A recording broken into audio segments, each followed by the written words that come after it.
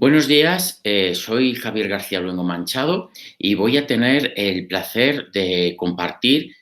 con ustedes esta ponencia dedicada al patrimonio histórico desde la perspectiva pictórica, un recorrido didáctico por el Museo de la Fundación Gregorio Prieto. En primer lugar, como no puede ser de otra manera, quiero mostrar mi gratitud a la organización de este cuarto Congreso Internacional dedicado a las humanidades digitales y las ciencias sociales, en especial al profesor y a la profesora Fernández Paradas, así como al profesor Galacho. Y también quiero agradecer a la Fundación Gregorio Prieto la ayuda y las facilidades que me han dado para poder llevar a cabo esta intervención. Junto a los agradecimientos, quiero felicitar a la organización del Congreso, un Congreso ya consolidado en este ámbito, sobre todo porque en estos tiempos complicados en los que vivimos, me alegra personalmente que se siga llevando a cabo esta iniciativa absolutamente consolidada y ya, por supuesto, de referencia. Antes de continuar con mi intervención, me van a permitir compartir la presentación que he preparado para facilitar el seguimiento de la misma. Bueno, pues ya estamos. Bien, en primer lugar, y antes de concretar los ejes vertebradores de esta intervención, me ha parecido oportuno dar unas referencias respecto a la figura de Gregorio Prieto y de la institución museística en la que voy a centrar mi intervención. Gregorio Prieto nació el 2 de mayo de 1897 en Valdepeñas, en Ciudad Real, mismo lugar donde moriría el 14 de noviembre de 1992. Entre ambas fechas, el creador manchego desarrolló una extraordinaria producción que comprende diferentes disciplinas, como pintura, dibujo, fotografía o collage. Asimismo, sus múltiples viajes y estancias en el extranjero le permitieron conocer y asimilar ciertas influencias de las vanguardias más relevantes del siglo XX, como es el caso del cubismo, el surrealismo, la metafísica italiana y un poquito más adelante el postismo y el arte pop norteamericano.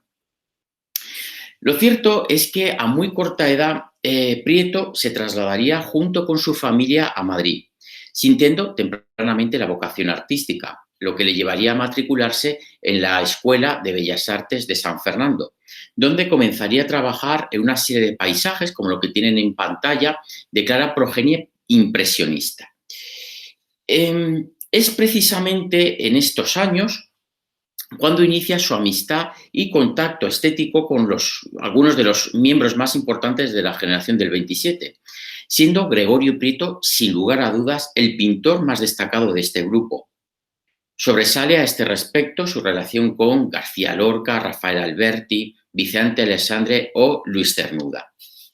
En 1925, gracias a una beca de la Junta de Ampliación de Estudio, Gregorio Prieto desarrolló una estancia, que hoy llamaríamos de estudios, en París durante un año.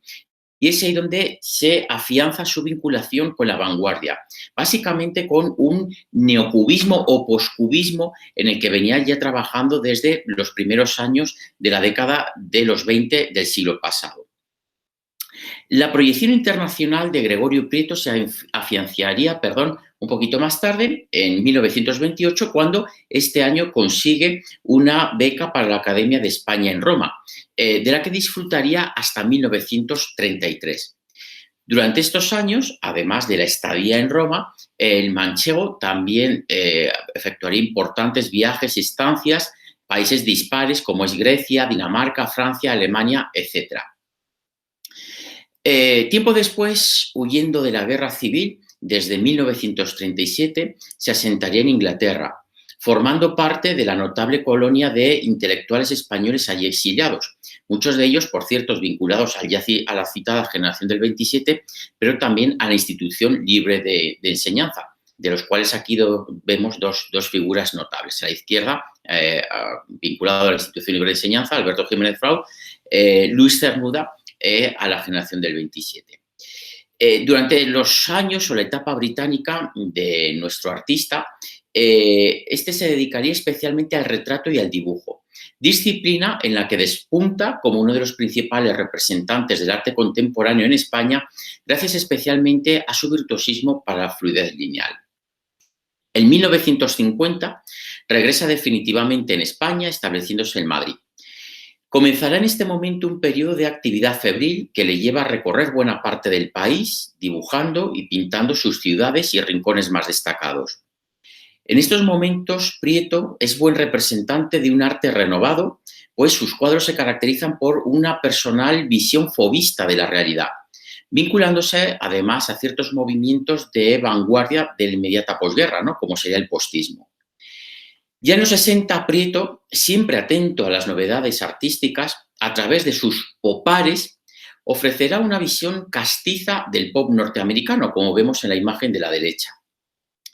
Por otra parte, el autor manchego desarrolló una pródiga labor bibliográfica y expositiva que culminaría al alcanzar uno de sus mayores sueños: legar toda su obra e importante archivo a España de la mano de la fundación que lleva su nombre. Y es que, en efecto, durante toda su vida, uno de sus grandes anhelos y sueños fue la creación de una institución que se encargara de conservar y difundir su importante legado artístico.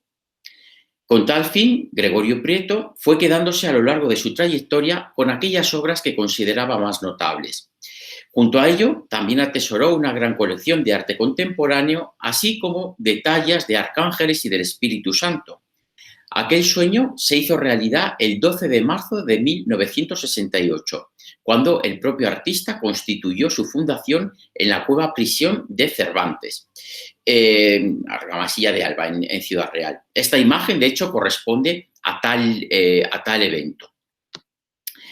El siguiente paso en la creación del Museo de la Fundación Gregorio Prieto consistió en la adquisición de una céntrica casa solariega en el número 57 de la calle Pintor Mendoza de Valdepeñas, como hemos visto, localidad pintor de nuestro artista. Esta casona, datada entre los siglos XVII y XVIII, debió pertenecer a un caballero de la Orden de Santiago, a juzgar por las armas que blasonan tanto el escudo de la fachada principal, así como las zapatas del patio principal. La principal fase de la construcción del museo se centró en los correspondientes trabajos de rehabilitación. Este ámbito queda conformado, según ven en la pantalla, por el zaguán y un patio columnado de doble piso, alrededor del cual se distribuyen las diferentes galerías. En tal contexto, llama la atención su antigua bodega, habilitada como original espacio expositivo.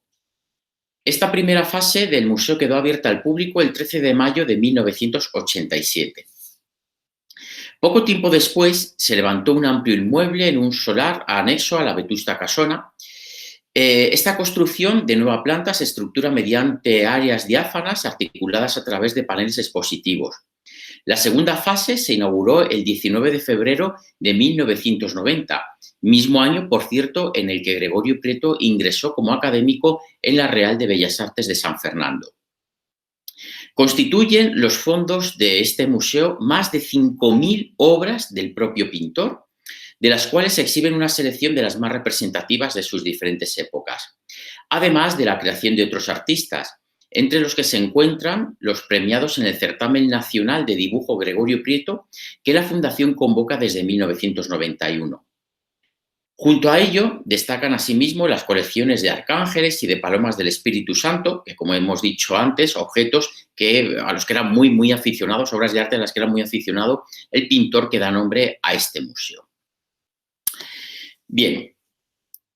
¿por qué en este museo es tan importante el patrimonio artístico desde un punto de vista didáctico? Dejando a un lado, claro está, el propio patrimonio que en este sentido atesora el museo como legado de su fundador, lo cierto es que a lo largo de su trayectoria, Gregorio Prieto mostró un interés y una sensibilidad, muy especial por los testimonios que de otros tiempos habían llegado. Así pues, centrándonos en la parte del museo que exhibe propiamente la producción de su fundador, que es por otro lado el núcleo principal de esta institución y finalidad última del mismo, cabe destacar que en la actualidad se está trabajando en un proceso de modernización y actualización del museo, pudiéndose adelantar que tanto el patronato como en el comité ejecutivo de la fundación estamos trabajando en un nuevo plan museológico y museográfico que aborda el discurso expositivo. Dicho discurso se centra básicamente en un desarrollo cronológico de las diferentes etapas que jalonan la rica, compleja y variada trayectoria de Prieto. Tal criterio obedece a la posibilidad de ofrecer un recorrido lo más claro y pedagógico posible al visitante, de tal modo que se pueda tener una visión precisa y clara de la trayectoria de un artista que vivió en tantos lugares, que se relacionó con tantas vanguardias y que abordó tan diferentes disciplinas. Todo ello contextualizado en la historia y en el arte de los años que le tocó vivir. Pues no olvidemos que Prieto y su arte fueron testigos de los momentos más relevantes de la pasada centuria, como fue su vinculación con la generación del 27, su paso por el París de las vanguardias, la Italia de entreguerras, el contacto directo con la España de la Guerra Civil y más adelante de la Transición, o sus vivencias durante la Segunda Guerra Mundial en Inglaterra.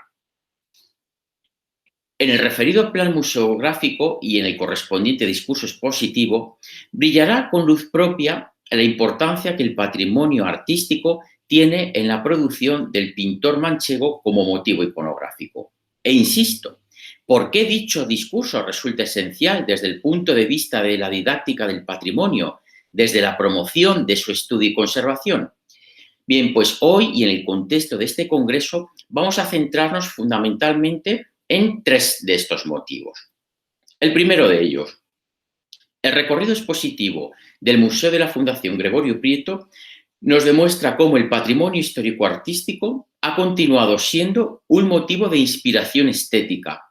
hallándose en él nuevos referentes para la modernidad y la renovación creativa. En segundo lugar, la inquietud de Gregorio Prieto por el arte clásico, pero también en general por las obras arquitectónicas, pictóricas o escultóricas de referencia de cualquier otro periodo histórico, hizo que tales testimonios formen un componente iconográfico en su trayectoria. De hecho, su arte perpetuó múltiples ejemplos patrimoniales de los muchos lugares en los que vivió y a los que viajó, bien fuese de la propia España o a lo largo de todos sus viajes por el extranjero, Italia, Inglaterra, Grecia, etc. De este modo, la producción de Prieto contribuye a perpetuar y a legar a generaciones futuras el testimonio de un patrimonio que a veces o ha desaparecido o se ha modificado sustancialmente. Es decir, el arte de Prieto puede ser utilizado como herramienta de documentación patrimonial. Y en tercer lugar, hay que decir que el afán compilador de Prieto le permitió atesorar un importante archivo donde se custodia un notable epistolario mantenido con los poetas y artistas de referencia de la España del siglo XX, especialmente con los miembros más destacados de la generación del 27, como es el caso de los ya citados Aleixandre, Cernuda, Lorca o Alberti. Precisamente de estos dos últimos, además, el museo conserva algunas excepcionales pinturas y dibujos. A partir de este patrimonio documental y archivístico, la Fundación Gregorio Prieto y su museo se convierte en piedra angular para el estudio de tal fenómeno literario e intelectual, que ya promovió en propia vida Gregorio Prieto. Por lo que al primer punto respecta, es decir, el valor del patrimonio histórico para alimentar la creación contemporánea, es algo que hallamos especialmente en las obras expuestas en el museo que comprenden el pensionado de Gregorio Prieto en la Academia de España en Roma, es decir, entre 1928 y 1933. Este aspecto resulta fundamental desde la didáctica patrimonial, sobre todo para los estudiantes más jóvenes, pues tal idea les permite evidenciar que el patrimonio heredado, lejos de ser algo que se pierde en el baúl de los recuerdos, siempre está de plena actualidad, siendo su estudio, inspiración y reformulación básica en la formación plena de un discurso humanístico actual. Esta imagen, no olvidemos que Gregorio Prieto también desarrolló una importante labor en el ámbito de la fotografía. La imagen que tenemos en pantalla se titula Herido por la belleza clásica, pues nos demuestra efectivamente ese anhelo esa inquietud de Gregorio Prieto por todo lo que tenía que ver con el mundo clásico, especialmente con su estatuaria traducido en un lenguaje absolutamente surreal. El contacto del creador manchego con el mundo clásico marcaría un antes y un después en el ulterior devenir de este artista. Los años pasados en Roma, lejos de encauzar entre comillas, la trayectoria de este pintor hacia unos cánones más conservadores o anclados en el clasicismo decimonónico, Prieto, ya por entonces considerado como un pintor de vanguardia y según ha señalado Carlos Treviño, halló en las ruinas clásicas y en su escultura unas referencias de modernidad que pondrá al servicio de un discurso homoerótico y surrealista absolutamente innovador. Cabe destacar a este respecto que la precitada beca en la Academia de España en Roma no solo implicaba la permanencia en la capital italiana, sino que obligaba a viajar a los estudiantes durante 2 años por toda Europa. Gregorio Prieto aprovechó como pocos esta oportunidad y recorrió buena parte de centro y norte de Europa, como Austria, Alemania, llegó incluso hasta el Círculo Polar Ártico, pero incluso también recorrió buena parte de la cuenca mediterránea, destacando sus viajes a Grecia, Sicilia, Turquía o Egipto. Todas estas experiencias se tradujeron en un conocimiento directo del surrealismo que había iniciado su singladura en 1924 de la mano del consabido manifiesto de André Breton, pero también ese importante contacto con el mundo clásico a partir de su recorrido ya citado por la cuenca del Mediterráneo. Y es aquí, en este periodo, donde el patrimonio de aquella cultura, de la cultura clásica, adquiere ese lenguaje de modernidad, como apreciamos en múltiples obras inspiradas en Sicilia. En efecto, a partir de la revisión que Prieto hace del rico patrimonio clásico de aquella isla, se nos ofrece una visión donde la antigüedad se funde con el surrealismo y la homoerótica, como apreciamos en las diferentes versiones que efectuó del Teatro de Taormina. Pareciera que el silencio de aquellos sillares, columnas y construcciones que nos recuerdan lo que fue y ya no es, resaltara el marco idóneo para que Prieto proyectara sus anhelos y sueños sexuales, protagonizados por personajes de cierta ambigüedad, como son los maniquís, según veíamos anteriormente, en esta obra que, por cierto, hay que decir que esta obra estuvo expuesta en el pabellón de la República Española en la Exposición Internacional de París de 1937, mismo pabellón donde estuvo el Guernica. Pues bien, junto a los maniquís, también los grandes protagonistas de este periodo serán los marineros, figuras vinculadas secularmente a la libertad sexual, como también así lo vieron algunos importantes literatos, como es el caso de Jean Cocteau, según refleja en su libro blanco de 1928, o más tarde Jean Genet en su Querelle de Brest de 1947.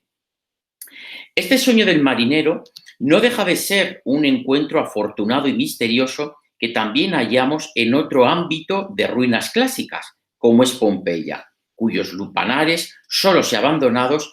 alimentaron asimismo el peculiar surrealismo de Gregorio Prieto. Y no solo las ruinas clásicas, como decíamos antes, la estatuaria de este periodo fue inmortalizada por los pinceles y los lapiceros del creador veintisietista. De tal manera que además de perpetuar y difundir tal patrimonio, Prieto, una vez más, nos pone ante las posibilidades que dicho patrimonio artístico supone en los procesos creativos contemporáneos, sin que tales discursos se tengan que plegar a un manido clasicismo decimonónico. Es lo que acontece con las múltiples representaciones que Prieto efectúa de la Auriga de Delfos. Una escultura de la que bien podemos decir que se enamoró, por la que profesó un auténtico fervor y que llegaría a convertirse de nuevo en un referente erótico pleno de referencias surrealistas. Esta ilustración, este dibujo precisamente para un libro que dedica a la Auriga de Delfos en 1934, da buena cuenta de ello. Pueden apreciar cómo lo que es la propia escultura sin cabeza de la Auriga de Delfos se convierte en un enorme falo que abraza esa figura del marinero. Pero no olvidemos que el marinero, en este momento, al igual que el maniquí, en muchas de estas obras, tanto en pinturas y en dibujos, esta fase se convierte en un alter ego del propio artista y del propio creador. Bien, todo lo dicho, por tanto, demuestra cómo el patrimonio histórico no solo alimenta la producción contemporánea, sino hasta qué punto el empleo que de tales referencias hace nuestro pintor también nos lleva a la didáctica de algo tan importante en nuestros días como es la visibilidad y la didáctica de la igualdad. Ese gusto, esa afección que Gregorio Prieto siente por el Auriga de Delfos hace que incluso tiempo después de su periodo en Roma, ya en 1968, él mismo se autorretrata como si fuera ese Auriga de Delfos, ¿no? Con ese ideal de eterna juventud que aparece en esta obra. Bien, junto a lo expuesto, a esta recuperación del patrimonio artístico como experiencia estética en la renovación pictórica, se ha referido hasta qué punto la creación de Prieto es también un auténtico documento para estudiar el patrimonio desaparecido. El pintor manchego se caracterizó por sus múltiples viajes y por el fenómeno de ensimismamiento que le producía conocer una nueva ciudad, un nuevo país o una nueva cultura. Por ello, pincel o lapicero en mano, el creador veintisietista se apresuraba a inmortalizar aquellos rasgos diferenciadores del lugar en cuestión, bien fuese su paisaje, su paisanaje, su cultura y, por supuesto, su patrimonio. De ello dan buena cuenta tantos paisajes al óleo que efectuó en sus años en Inglaterra, con una especial atención a las ciudades universitarias por excelencia, como son Oxford y Cambridge. Pero todo ello se intensificaría más, si cabe, cuando después de tantos años fuera de España, regrese definitivamente a su país en 1950. En efecto, desde este momento, Gregorio Prieto se dedicó a viajar a lo largo y ancho de España, recreando el patrimonio de los pueblos y de las ciudades más sugerentes. Así, destaca su importante labor bibliográfica, publicando cuadernos de dibujos consagrados a ciudades como Sevilla, Madrid, Tarragona, Salamanca, Granada o incluso a veces libros de viajes propiamente dichos, como es Por tierras de Extremadura de 1955 o Por tierras de Isabel la Católica de 1951. En estos últimos libros citados, junto a las ilustraciones y los dibujos, se incluye también la redacción del propio pintor, donde nos describe las sensaciones y las emociones que él mismo siente ante la contemplación de, por ejemplo, los toros de Guisando, el castillo de la Mota y un largo etcétera. En las ilustraciones de estas publicaciones hallamos al gran dibujante que siempre fue Gregorio Prieto, sobre todo a la hora de desarrollar una línea fluida, tremendamente personal, de ese corte ingresco que inauguró realmente Picasso a partir de su etapa neoclásica, ¿no? Sobre todo a partir, diré, del segundo lustro de los años 10 del siglo pasado. Por lo que a pintura se refiere, los cuadros de este periodo se basarán en la recreación de tal patrimonio histórico-artístico mediante un color intenso de gruesos empastes, contextualizándose estas obras en el llamado periodo fauvismo ibérico, como si tal intensidad cromática, la intensidad cromática que encontramos en todas ellas, recrease la alegría y la emoción del reencuentro de Prieto con su país, recuperando con vivacidad la luz española tan lejana a las brumas británicas. Es en este momento, básicamente entre la década de los 50 y primer lustro de los 60, cuando Gregorio Prieto realiza series como las dedicadas a la escultura íbera, donde se recrean los ya citados toros de Guisando, la Dama de Elche, la Dama del Cerro de los Santos, la Bicha de Balazote, etc. Todo ello, además, desde una perspectiva identitaria, exaltando, de alguna manera, este patrimonio como elemento consustancial a la cultura española. Es en este contexto donde también se ubica la campaña de Gregorio Prieto a favor de los molinos de viento. A partir de su experiencia manchega, Prieto lucharía por la conservación y la reconstrucción de estos monumentos. A ello dedicaría pinturas, dibujos, incluso libros, amén de conferencias, exposiciones y artículos. De todo esto da buena cuenta, por ejemplo, los óleos consagrados a los molinos de Consuegra, a través de los cuales vemos el proceso de reconstrucción promovido por el propio artista. Desde aquellos cuadros donde apreciamos el estado en el que se encontraban hacia 1949, es el caso de la pintura de la derecha, hasta su total reconstrucción, insisto, gracias a las campañas efectuadas por Prieto, según vemos a la izquierda. A nuestro pintor también se debe la preservación de otros conjuntos molineros, como los de Mota del Cuervo, o el hecho de que su localidad natal le regalase uno de nueva construcción.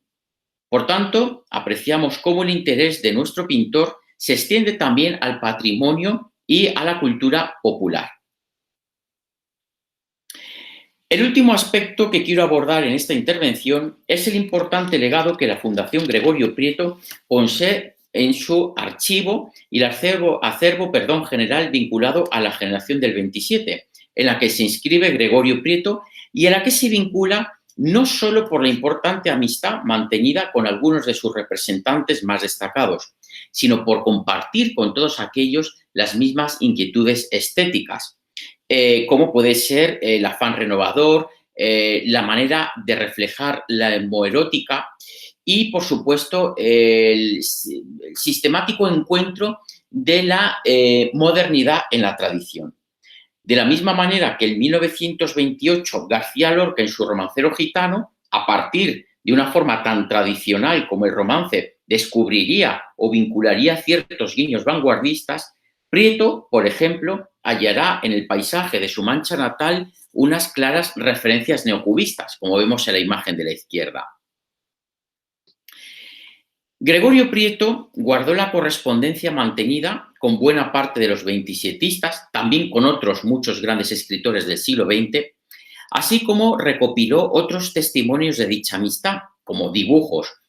que a veces se incluyen en la propia correspondencia mantenida.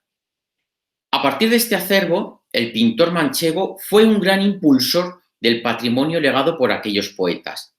a través de exposiciones o de la publicación de múltiples libros. Aquí traigo solo dos a colación, que pueden ser significativos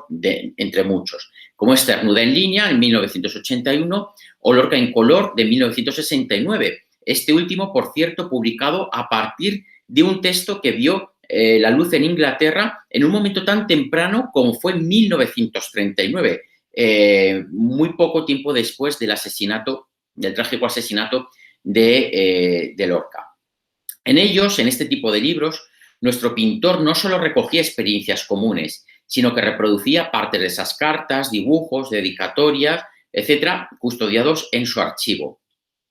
También, en este sentido, cabe destacar que Prieto, como ya se ha dicho, muy poco tiempo después del asesinato de Lorca, se dedicó a promover la obra del granadino, primero en Inglaterra y después en España, a través de diferentes actividades. De hecho, la Fundación Gregorio Prieto posee una de las mejores colecciones de dibujo del celebérrimo poeta y dramaturgo. Actualmente, por cierto, este importante archivo se puede consultar a través de la página web de la Fundación Gregorio Prieto. En resumen, y a modo de conclusión, podemos decir que la trayectoria de Gregorio Prieto, también recogida y representada en el museo de su fundación y que ahora está en pleno proceso de actualización, nos ofrece un recorrido por diferentes aspectos del patrimonio artístico que pueden y deben ser abordados desde su didáctica en relación con el fenómeno de la creación y la creatividad. Aquí solo se han destacado algunas de estas referencias y de tales posibilidades, pero, sin lugar a dudas, la riqueza del legado de esta institución, gracias a la riqueza de la trayectoria de su propio fundador, nos ofrece recorridos didácticos de plena actualidad, abiertos a su investigación y a nuevas propuestas pedagógicas. Bien, por mi parte, concluyo esta intervención agradeciendo de nuevo el interés, el seguimiento, la participación simplemente ha sido o ha pretendido hacer una toma de contacto muy básica respecto a los fenómenos que hemos abordado aquí y, por supuesto, pues quedo encantado a su disposición para cualquier duda, inquietud. Me despido, deseo lo mejor en el desarrollo de este congreso y a sus congresistas y por mi parte, de nuevo, pues muchas gracias y hasta muy pronto.